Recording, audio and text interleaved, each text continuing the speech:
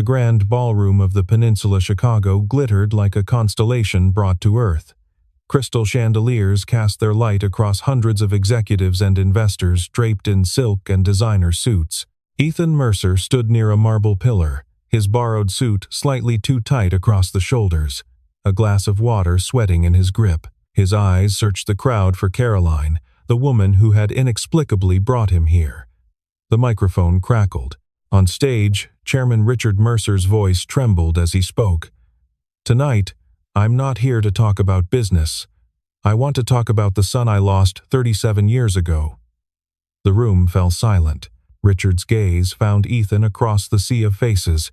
"My son, I've finally found you." 2 weeks earlier, the 40th floor of Mercer Industries Tower existed in a different kind of silence. The pre-dawn darkness pressed against floor-to-ceiling windows as Ethan guided his mop across Italian marble, the soft swish of water against stone the only sound in the empty corridor. He had requested this shift specifically, the 4 to 7 morning slot that most janitors avoided. It meant waking at 3, yes, but it also meant he could drop Sophie at school by 8 and pick her up by 3:30. Every sacrifice had its mathematics, and Ethan had long ago learned to solve for the variables that mattered.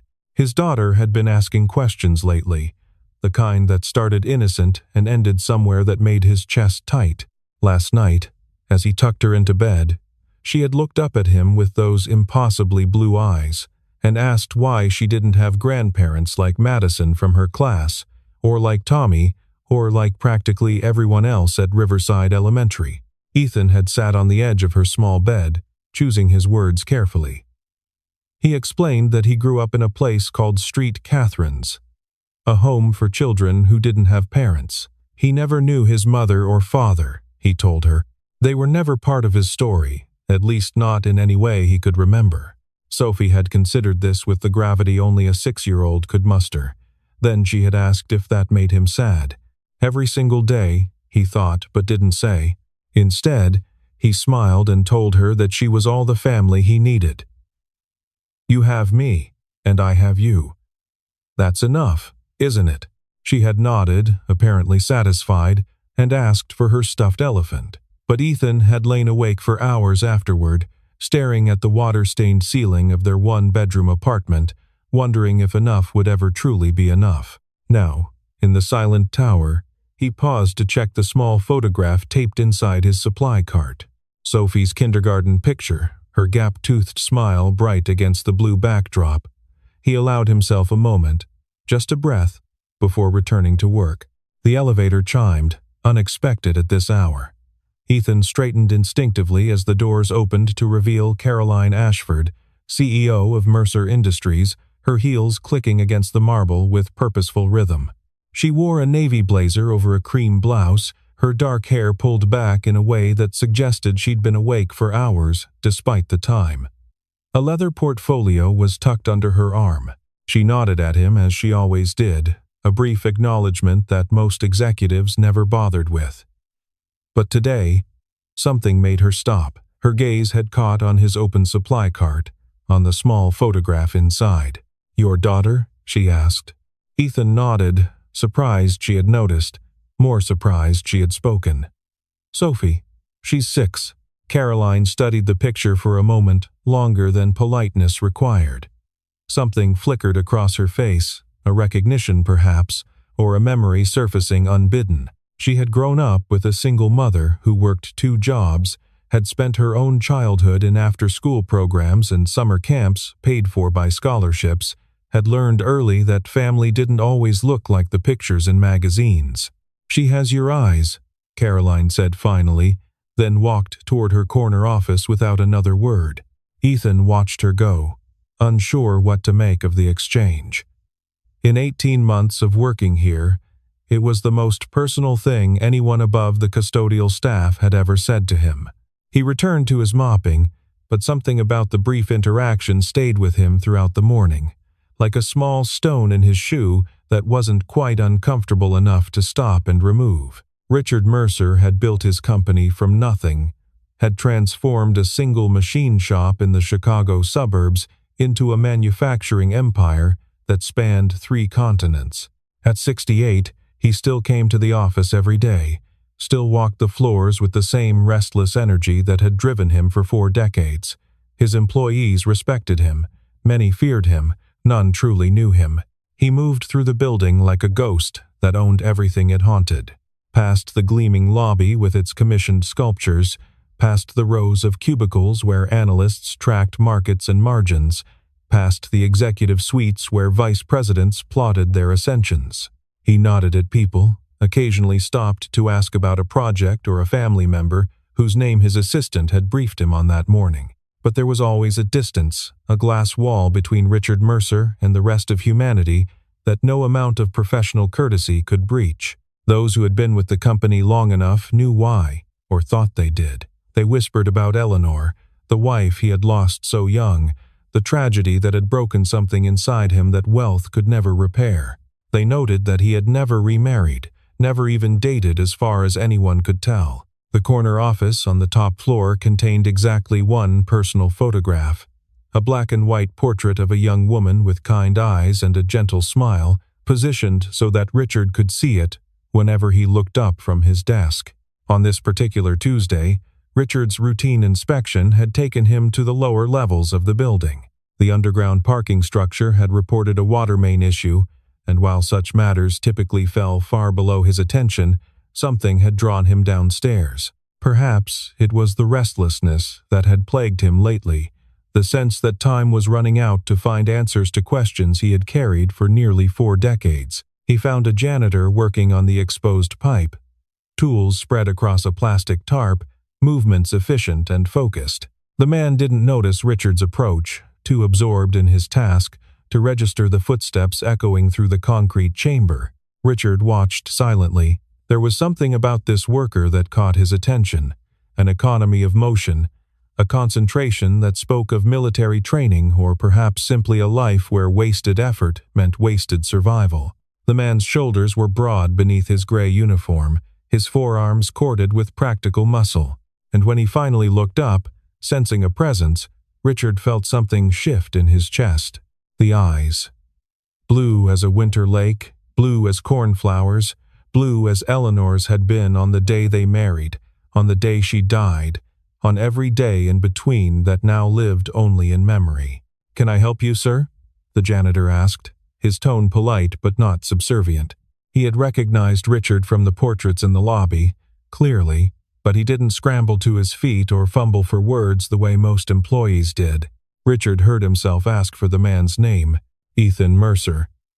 A pause. "Sir." The ground seemed to tilt beneath Richard's feet. "Mercer?" The janitor explained it simply, without embarrassment or elaboration. He had been named by the orphanage, where he was left as an infant.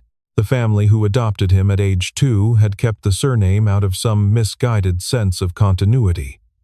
They had died in a car accident when he was 18, leaving him alone again. Richard managed to nod, managed to keep his face composed through decades of practiced control. He asked something inane about the pipe repair, received an answer he didn't hear, and walked away. His steps carried him to the elevator, to his private office, to the chair behind his desk where he sat without moving for nearly an hour. The woman in the black and white photograph watched him with her eternal smile. It couldn't be. After all these years, all the searches, all the dead ends and false hopes and private investigators who had taken his money and delivered nothing but apologies, his son couldn't simply have appeared in his own building, mopping his floors, fixing his pipes, invisible to him for 18 months. But those eyes. Eleanor's eyes. Looking out from a stranger's face, Richard reached for his phone and dialed a number he knew by heart, a number he had called hundreds of times over the past 3 decades. When the voice answered, Richard spoke only a few words before hanging up. He had a name. After 37 years of searching, he finally had a name. The private investigator's name was Marcus Webb, and he had been on Richard Mercer's retainer since 1992. In that time, he had chased leads across 17 states, interviewed dozens of social workers and orphanage administrators, filed countless requests for sealed records that were invariably denied. He had watched Richard age from a grieving young widower into an old man still carrying the same wound, still asking the same impossible question. Now, sitting in Richard's office, with the evening skyline glowing behind them, Marcus spread a thin folder across the mahogany desk. The evidence was circumstantial but compelling. Ethan Mercer, born March 15, 1987, the exact date of Richard's son's birth. Surrendered to Street, Catherine's home for children in Ohio, at approximately 4 months of age. Adopted at 2 by Harold and Patricia Mercer, a couple with no connection to Richard's family, who had chosen to keep the surname the orphanage had assigned. Richard's hands trembled as he turned the pages. A timeline emerged, painful in its clarity. 37 years ago, Eleanor had died from postpartum complications just 3 weeks after giving birth to their son. Richard had shattered completely, hospitalized for severe depression, unable to care for himself, let alone an infant. His younger brother, Daniel, estranged from the family for years over a business dispute, had swooped in during Richard's absence. He had convinced a judge that Richard was unfit, had surrendered the baby to state custody in another jurisdiction, had covered his tracks with the thoroughness of someone who wanted the child gone forever. By the time Richard emerged from the psychiatric facility 6 months later, his son had vanished into the sealed labyrinth of the adoption system. Daniel had died in a skiing accident the following year, taking any chance of answers with him to the grave. The birth date matches, Marcus said carefully. The timeline matches. The orphanage records, what little I could access, match. But Richard, I have to be clear, this isn't proof. For that, we'd need DNA confirmation.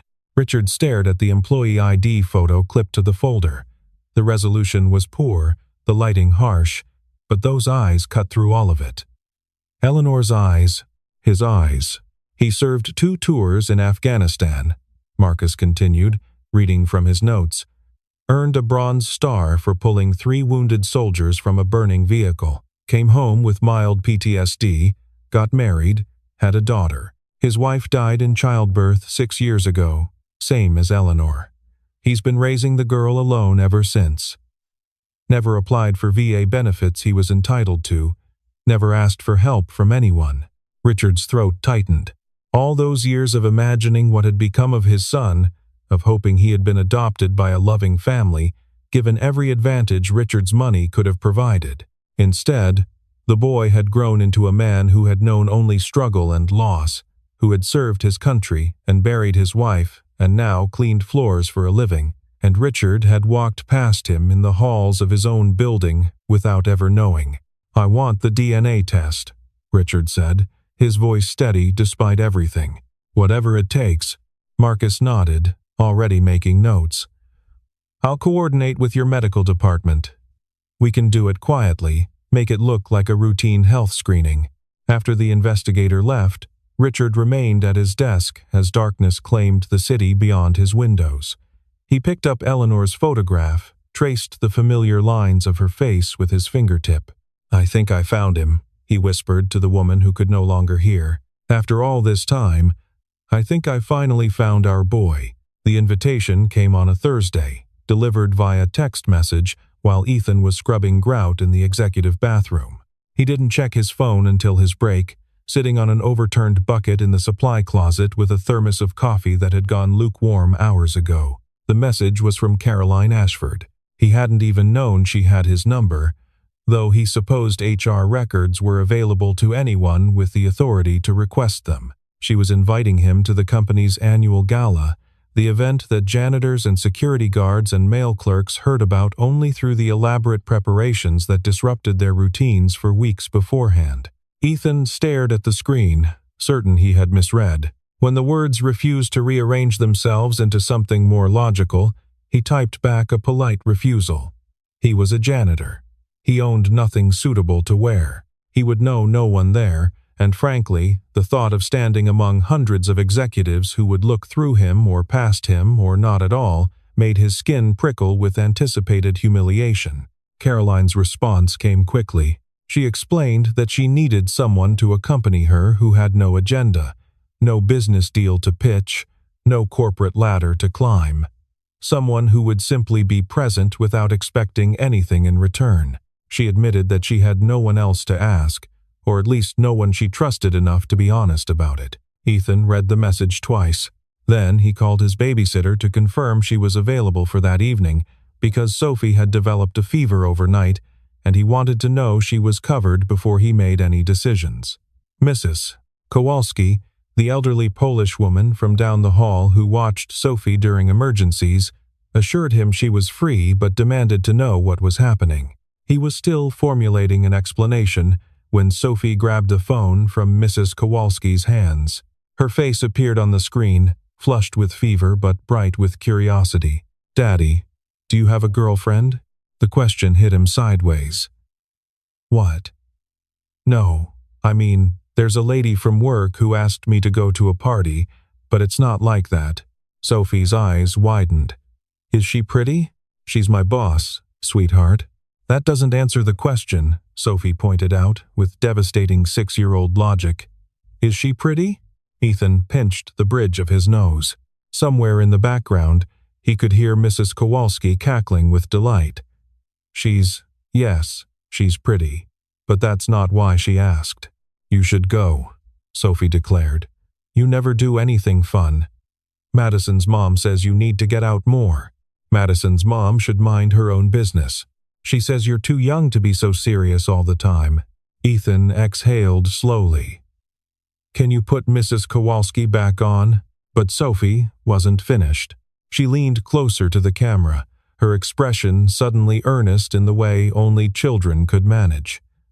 "Daddy, you're sad a lot even when you pretend you're not. Maybe this lady will make you smile for real." The words pierced something Ethan kept carefully guarded. He ended the call with promises to consider the invitation, then sat in the supply closet for a long time, staring at nothing. That afternoon, he texted Caroline. He would go, but he warned her that he didn't own a suit and wouldn't know the first thing about what to do at such an event. Her reply was brief and somehow warm despite the medium. She would take care of the suit. All he needed to do was show up. Gerald Whitman had been CFO of Mercer Industries for 11 years, and he had spent every one of them positioning himself for the inevitable moment when Richard Mercer would step down. The old man had no heir, no family to speak of, no clear successor. The board would need someone with institutional knowledge, someone who understood the finances intimately, someone who had proven his loyalty through years of service. Gerald had cultivated relationships, accumulated allies, and buried enough bodies to ensure that, when the time came, the crown would fall to him. So when he overheard Richard speaking to someone on the phone about DNA tests and birth records and lost children, Gerald's carefully constructed future began to crumble like a sandcastle at high tide. He couldn't make out the details, just fragments caught while passing the chairman's office late one evening. But the implications were clear enough. Richard had found something, or someone, that might upend the natural order of succession, and Gerald would be damned if he let 30 years of careful maneuvering be undone by some ghost from the past. His investigation was subtle at first. A few questions to the head of security, a discreet review of Richard's recent calendar, a casual inquiry to the executive assistant about any unusual visitors. The threads led him in an unexpected direction, not to some long-lost relative emerging from obscurity, but downward, to the custodial staff, to a janitor named Ethan Mercer, who had been employed by the company for less than 2 years. Gerald studied the man's file with growing unease. The surname could be coincidence, but the timing of Richard's sudden interest could not, nor could the fact that this same janitor had somehow secured an invitation to the company gala, escorted by the CEO herself. He decided to introduce himself, to take the measure of this unexpected threat. He found Ethan restocking supplies in a storage room on the 12th floor, and he approached with the easy smile he had perfected over decades of corporate politicking. "You're the one everyone's talking about," Gerald said, leaning against the doorframe. The janitor who caught Caroline Ashford's eye. Ethan straightened slowly, a package of paper towels in each hand. "I'm sorry, do I know you?" "Gerald Whitman, CFO." He extended his hand, noting how Ethan hesitated before shaking it, as if touching the hand of an executive might contaminate him somehow. "That's quite an honor for someone in your position. Miss Ashford invited me," Ethan said simply. "I didn't ask for anything." "Of course not. But you must have made quite an impression. She's not known for mixing with the rank and file, if you know what I mean." Ethan's expression didn't change, but something hardened in his posture. "Is there something you need, Mr. Whitman?" Gerald studied him, searching for weakness, for the angle that would reveal this man's true ambitions. He found nothing but guarded patience, the wariness of someone who had learned long ago not to trust unexpected friendliness. "Just wanted to welcome you to the event," Gerald said, letting a hint of warning seep into his tone.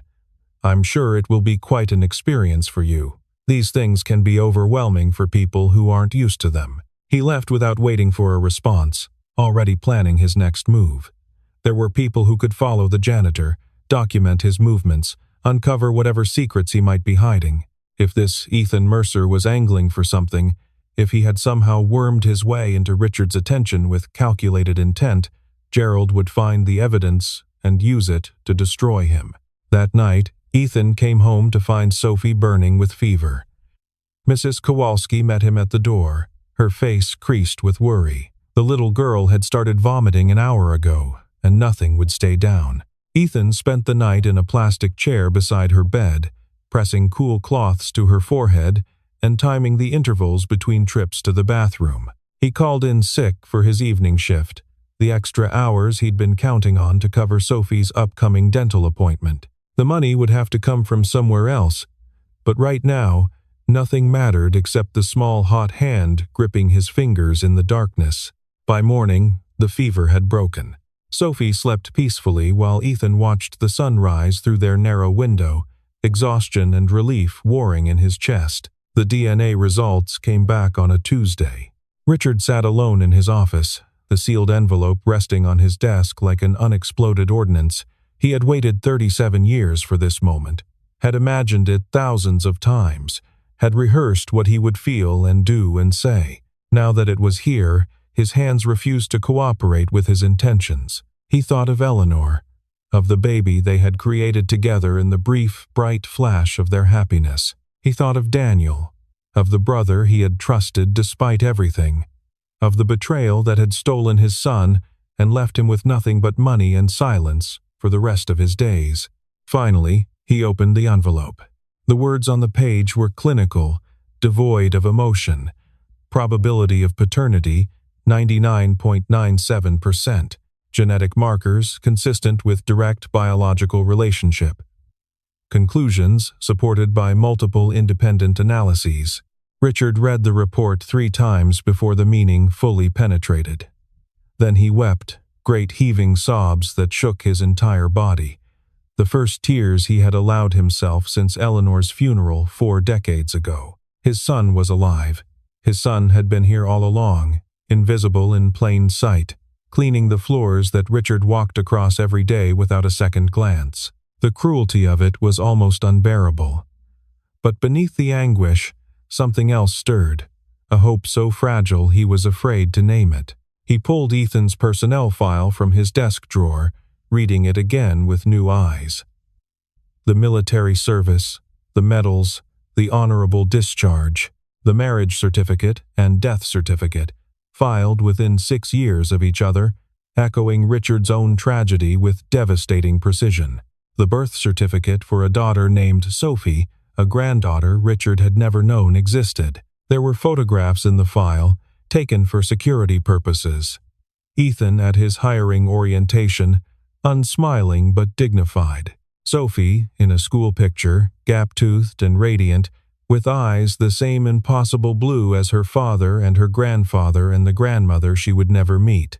Richard was still holding that picture when Caroline knocked on his door. She had come to deliver the quarterly projections, a task that could have been handled by email but that she preferred to present in person. She was halfway through her opening remarks when she noticed the tears still wet on the chairman's cheeks. She fell silent, uncertain how to proceed. In 5 years of working closely with Richard Mercer, She had never seen him display any emotion beyond measured approval or controlled disapproval. The man before her now was someone else entirely, broken open in a way that made her instinctively want to retreat. But Richard called her back before she could leave. His voice was rough, stripped of its usual authority. "You know Ethan Mercer, the janitor?" Caroline nodded, confusion evident in her expression. "Look after him," Richard said. "He's more important than you know." She waited for elaboration that didn't come. Finally, she asked if Richard was all right, if there was anything she could do. He shook his head, already retreating behind his walls, but something in his eyes had changed. Where there had been emptiness before, there was now a light that hadn't existed yesterday. Caroline left with more questions than answers, but she found herself thinking about Ethan for the rest of the afternoon. The quiet janitor with the sad eyes and the picture of his daughter in his cleaning cart, the man who had hesitated so long before agreeing to be her escort, not out of false modesty but genuine bewilderment that anyone would want his company. What had Richard seen in him that warranted such an unusual request? The night of the gala arrived with the particular electricity that accompanies important events, that sense of the ordinary world holding its breath for something significant to occur. Ethan stood before the small mirror in his bedroom, adjusting a tie he had watched 3 YouTube videos to learn how to knot properly. The suit had arrived by courier 2 days earlier. Charcoal gray wool that fit him better than anything he had ever worn, including his dress uniform. A handwritten note from Caroline had accompanied it, just 2 words. "Thank you." He wasn't sure what she was thanking him for. He wasn't sure about much of anything tonight. Sophie bounced into the room, her fever a distant memory, her excitement barely contained. She circled him with the critical eye of a fashion consultant, pronouncing him acceptable after careful consideration. Then she threw her arms around his waist and told him he looked like a prince from one of her storybooks. "I'm just me," Ethan said, smoothing her hair. "That's why you look like a prince," Sophie replied, with logic that defied argument. The doorbell rang. Caroline stood in the hallway, wearing a deep burgundy gown that somehow managed to be both elegant and approachable. Her hair was down for once, softening the sharp lines of her professional demeanor. She looked, Ethan thought, like someone who might actually want to be at a party rather than just attending one out of obligation. She noticed Sophie peeking around Ethan's legs and crouched down to the child's level. "You must be Sophie. I've heard a lot about you." "From who?" Sophie asked suspiciously. "From your dad. He talks about you constantly." This was not entirely accurate. Ethan had mentioned Sophie exactly twice in Caroline's presence, but Sophie didn't know that, and her face brightened at the idea that her father had been praising her to important people. "Are you going to marry my dad?" Sophie asked, direct as a bullet. Caroline laughed, a genuine sound that seemed to surprise even herself. "I don't think we're quite there yet, but I promise to bring him home safely. Can you trust me with that?" Sophie considered the question with appropriate gravity. Then she leaned close and whispered something that made Caroline smile. In the car, Ethan asked what Sophie had said. "She told me to smile a lot because you like people who smile." Caroline glanced at him sideways. "Is that true?" Ethan felt heat creep up his neck. "She's 6. She says a lot of things. That's not an answer." He looked out the window at the Chicago skyline sliding past. "She's not wrong." The peninsula Chicago blazed with light as they approached, a golden beacon in the winter darkness. Valets in crisp uniforms opened doors for guests arriving in vehicles that cost more than Ethan's annual salary. He felt the familiar prickle of not belonging, but Caroline's hand on his arm steadied him as they walked inside. The ballroom was overwhelming in its opulence. Ice sculptures glittered on buffet tables, laden with foods Ethan couldn't identify. A string quartet played in one corner, while hundreds of guests in designer attire circulated through the space like glittering schools of fish. Ethan accepted a glass of water from a passing server and tried to make himself invisible against a marble pillar. It didn't work. People noticed Caroline, and by extension, they noticed the unfamiliar man beside her. Whispers spread like ripples in a pond. Gerald Whitman's gaze found them from across the room, his expression tight with barely concealed hostility. Ethan wanted to leave.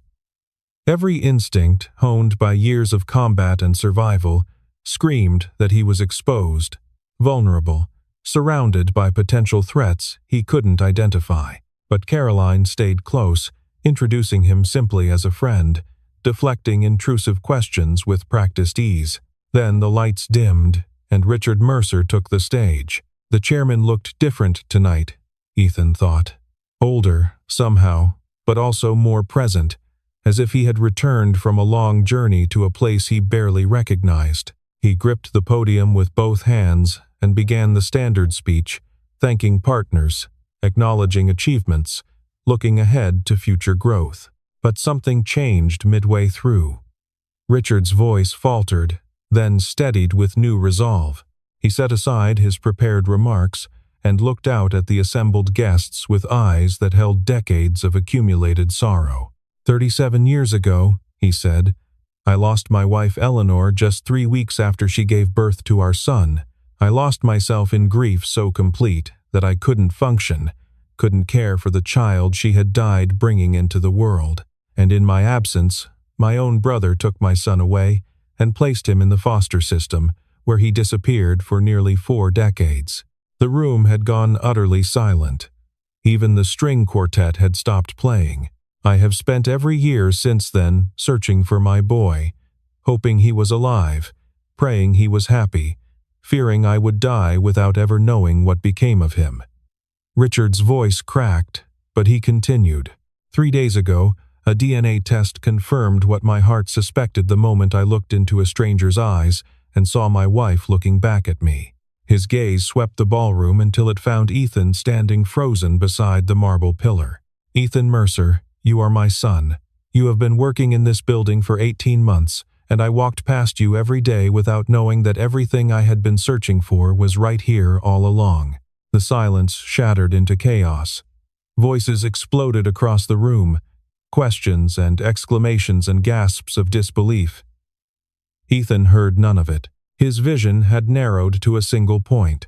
The old man on the stage who was claiming to be his father, who was looking at him with an expression of such naked hope and grief that it was almost unbearable to witness. Gerald Whitman's voice cut through the din. This is absurd. This man is a janitor, a nobody. You can't possibly believe he's your son based on some forged DNA test. He's obviously a con artist who targeted you. A murmur of agreement rippled through the crowd. Ethan felt the weight of hundreds of skeptical gazes, the judgment of people who had already decided what he was and what he wanted. He didn't remember deciding to move. One moment he was standing by the pillar, and the next he was walking toward the stage, the crowd parting before him like the Red Sea. He climbed the steps and faced Richard Mercer directly, close enough to see the tears streaming down the old man's face. I didn't know, Ethan said, his voice steady despite the earthquake inside him. I didn't know who you were until this moment. I don't want your money or your company or anything else you might think I came here for. Then what do you want? Someone shouted from the crowd. Ethan kept his eyes on Richard. I want to know why. Why was I given away? Why did I grow up without a family? Why did I spend my whole life feeling like something was missing that I could never name? Richard reached out with a trembling hand, then stopped, afraid to touch his son without permission. I never gave you away. I would never have let you go, not for anything. But I was sick, broken by losing your mother, and my brother betrayed us both. He told the story then, the full truth that he had kept locked away for decades. The psychiatric hospitalization, the sealed records, the brother who had died before justice could find him, the endless searches that led nowhere, the hope that dwindled but never quite died, the years upon years of empty silence. Ethan listened without interrupting. When Richard finished, the old man seemed to shrink, as if the confession had cost him something vital. I don't need an inheritance, Ethan said slowly. I've never needed anyone's charity, and I'm not about to start now. He paused, wrestling with words that felt too large for his throat. "But I have a daughter. Her name is Sophie, and she's 6 years old. She's been asking why she doesn't have grandparents like the other kids at her school." Richard's face crumpled. "A granddaughter? If you want to know her, if you want to be part of her life, I won't stop you." Ethan's voice dropped to a whisper, meant only for the man before him. "She deserves to have a family. We both do." And then, in front of 500 witnesses, the janitor knelt beside the chairman and placed a hand on his shoulder. Not to take anything, but to give something that neither of them had possessed for far too long. Permission to belong. 3 weeks later, the world had not ended despite Gerald Whitman's best efforts to convince the board otherwise.